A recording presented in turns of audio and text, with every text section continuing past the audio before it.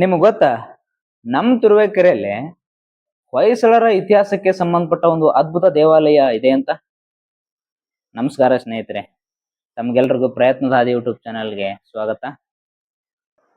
ಇವತ್ತಿನ ಈ ವಿಡಿಯೋದಲ್ಲಿ ನಾವು ನಮ್ಮ ತುರುವೇಕೆರೆಯಲ್ಲಿರುವಂತಹ ಹೊಯ್ಸಳರ ಐತಿಹಾಸಿಕ ಮೂಲೆಶಂಕರೇಶ್ವರ ದೇವಸ್ಥಾನದ ಬಗ್ಗೆ ತಿಳಿದುಕೊಳ್ಳೋಣ.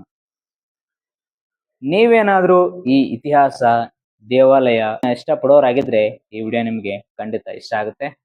ಬನ್ನಿ ವಿಡಿಯೋ ಸ್ಟಾರ್ಟ್ ಮಾಡೋಣ.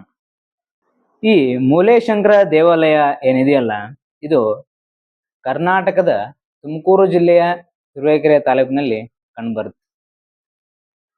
ಈ ದೇವಾಲಯ ಏನಿದೆಯಲ್ಲ, ಇದು ತನ್ನ ಶ್ರೀಮಂತಿಕೆ, ಇತಿಹಾಸ ಮತ್ತು ಸಂಸ್ಕೃತಿಗೆ ತುಂಬಾ ಪ್ರಸಿದ್ಧವಾದಂತಹ ಜಾಗ. ಈ ದೇವಾಲಯ ಭಗವಾನ್ ಶಿವನಿಗೆ ಸಮರ್ಪಿತವಾಗಿದ್ದು ಹೊಯ್ಸಳ ಕಾಲದ ಒಂದು ಅತ್ಯುತ್ತಮ ವಾಸ್ತುಶಿಲ್ಪದ ಕೇಂದ್ರವಾಗಿದೆ. ಈ ತುರುವೇಕೆರೆ ಒಂದಾನೊಂದು ಕಾಲದಲ್ಲಿ ಒಂದು ಅಗ್ರಹಾರವಾಗಿತ್ತು. ಅಗ್ರಹಾರ ಅಂತಂದ್ರೆ ಪಂಡಿತರು, ವಿದ್ಯಾರ್ಥಿಗಳೆಲ್ಲ ವಿದ್ಯಾಭ್ಯಾಸ ಮಾಡುವಂತಹ ಒಂದು ಸ್ಥಳ.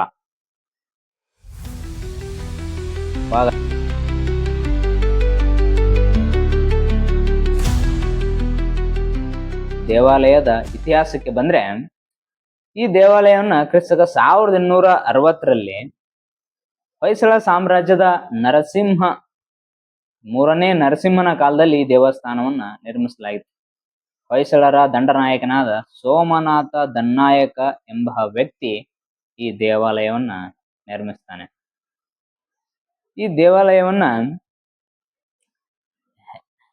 ಇಂದಿಗೆ ಈ ದೇವಾಲಯವನ್ನ ಭಾರತದ ಪುರಾತತ್ವ ಇಲಾಖೆಯವರು ತಮ್ಮ ಸಂರಕ್ಷಣೆಗೆ ಒಳಪಡಿಸಿಕೊಂಡಿದ್ದು, ಇದು ಇದರ ಐತಿಹಾಸಿಕ ಮಹತ್ವವನ್ನ ತೋರ್ಪಡಿಸುತ್ತದೆ.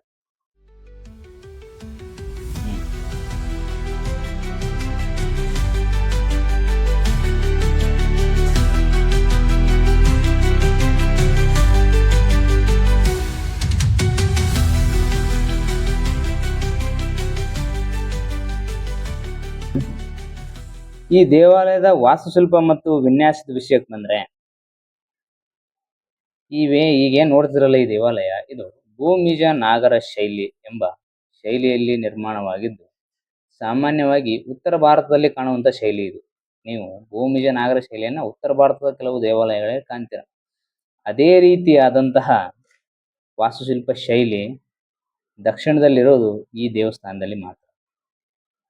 ಆದ್ರೆ ಇಲ್ಲಿ ಇದನ್ನು ಕರ್ನಾಟಕದಲ್ಲಿ ಕಾಣೋದೊಂದು ಒಂದು ವಿಶೇಷ. ಈ ದೇವಾಲಯವನ್ನ ಸಾಫ್ಟ್ ಸ್ಟೋನ್ ಏನು ಕರಿತೀವಲ್ಲ, ಮೃದು ಬಳಪದ ಕಲ್ಲುಗಳನ್ನ ಬಳಸಿ ನಿರ್ಮಾಣ ಮಾಡಲಾಗಿದ್ದು, ಅರ್ಧ ನಕ್ಷತ್ರಾಕಾರದ ವೇದಿಕೆಯ ಮೇಲೆ ಈ ದೇವಸ್ಥಾನ ನಿಂತಿರುವಂತದ್ದನ್ನ ನಾವು ಕಾಣ್ಬೋದು. ಈ ದೇವಾಲಯದ ಮುಖ್ಯ ಭಾಗಗಳು ಯಾವ್ದಾವ್ದಪ್ಪ ಅಂತಂದ್ರೆ, ಈ ದೇವಾಲಯದಲ್ಲಿ ನೀವು ಪ್ರಮುಖವಾಗಿ ಗರ್ಭಗುಡಿ, ಸುಖನಾಸಿ, ಮುಚ್ಚಿದ ಮಂಟಪ, ಮುಖಮಂಟಪಗಳನ್ನ ಕಾಣಬಹುದು. ಇನ್ನು ಈ ದೇವಾಲಯದ ಒಳಭಾಗದಲ್ಲಿ ಸುಂದರವಾಗಿ ಕೆತ್ತಿದಂತಹ ಕಂಬಗಳು, ದೇವಾಲಯದ ಒಳಭಾಗದಲ್ಲಿ ಸುಂದರವಾಗಿ ಕೆತ್ತಿದ ಕಂಬಗಳು ಮತ್ತು ಅಲಂಕಾರಿತ ಮೇಲ್ಛಾವಣಿಯನ್ನು ನಾವು ಕಾಣಬಹುದು. ದೇವಾಲಯ ನೋಡಕ್ ಚಿಕ್ಕದಾಗಿರ್ಬೋದು, ಆದ್ರೆ ಅದರ ಶಿಲ್ಪಕಲೆ ಅತ್ಯಂತ ನಿಖರ ಮತ್ತು ಸುಂದರವಾಗಿರೋದನ್ನ ನೀವು ಕೂಡ ಇಲ್ಲಿ ಕಾಣಬಹುದು.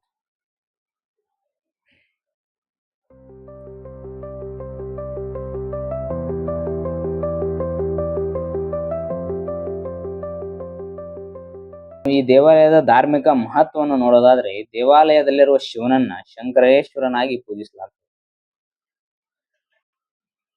ಭಕ್ತರು ಇಲ್ಲಿ ಆಶೀರ್ವಾದ, ಶಾಂತಿ ಮತ್ತು ಆತ್ಮ ಸಂತೋಷಕ್ಕಾಗಿ ಬರ್ತಾರೆ.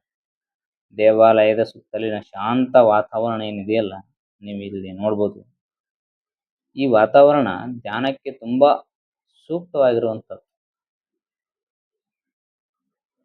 ಏನೇನು ಇಷ್ಟು ಹೇಳ್ತಿದಾನಲ್ಲ, ಏನ್ ಈ ದೇವಾಲಯದ ವಿಶೇಷತೆ ಅಂತ ನೋಡ್ತಾ ಹೋದ್ರೆ, ಈ ದೇವಾಲಯ ವಿಶೇಷತೆ ಇದು ಸುಮಾರು 750 ವರ್ಷಕ್ಕೂ ಹಳೆಯದು. ಇದರ ಒಂದು ಸ್ಪೆಷಾಲಿಟಿ ಆದ್ರೆ, ಉತ್ತರ ಭಾರತೀಯ ಶೈಲಿಯಲ್ಲಿ ದಕ್ಷಿಣ ಭಾರತದಲ್ಲಿ ನಿರ್ಮಿತವಾದಂತಹ ಒಂದು ಅದ್ಭುತ ದೇವಾಲಯ. ಮತ್ತೆ ಹೊಯ್ಸಳರ ಕಾಲದ ಶಿಲ್ಪಕಲೆ. ಇಲ್ಲಿ ಸುತ್ತಮುತ್ತ ಶಾಂತ ಮತ್ತು ಕಡಿಮೆ ಜನಸಂದಣಿ ಇರುವಂತಹ ಜಾಗ. ತಿರುವೇಕೆರೆಯಲ್ಲಿ ಚೆನ್ನಕೇಶವ ಮತ್ತೆ ಗಂಗಾಧರೇಶ್ವರ ದೇವಾಲಯ ಕೂಡ ಇದೆ. ಅದನ್ನ ನೀವು ಇಲ್ಲಿ ನೋಡಬಹುದು. ಇದು ಒಂದು ಉತ್ತಮ ಪ್ರವಾಸಿ ತಾಣ ಹಾಗೂ ಧಾರ್ಮಿಕ ಸ್ಥಳ.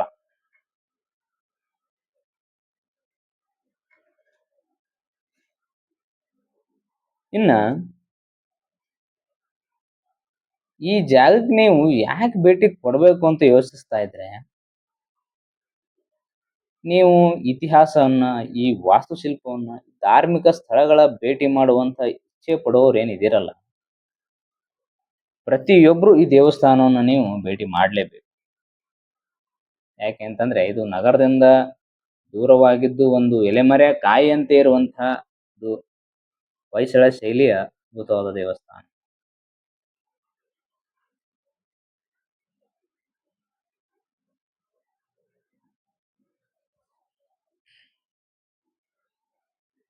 ಸರಿ, ಹೀಗಾಗಿ ಇದು ತುರುವೇಕೆರೆಯ ಮೂಲೆಶಂಕರೇಶ್ವರ ದೇವಾಲಯದ ಒಂದು ಸಂಕ್ಷಿಪ್ತ ಮಾಹಿತಿ ಅಂತಾನೆ ಹೇಳ್ಬೋದು. ಇನ್ನೂ ತಿಳಿತಾ ಹೋದ್ರೆ ಇನ್ನೂ ತುಂಬಾ ಇದೆ ಹೇಳೋದಕ್ಕೆ. ಇದು ಒಂದು ಸಂಕ್ಷಿಪ್ತ ಮಾಹಿತಿ. ಈ ವಿಡಿಯೋ ನಿಮ್ಗೆ ಇಷ್ಟ ಆದ್ರೆ ಲೈಕ್ ಮಾಡಿ, ಕಮೆಂಟ್ ಮಾಡಿ, ಶೇರ್ ಮಾಡಿ.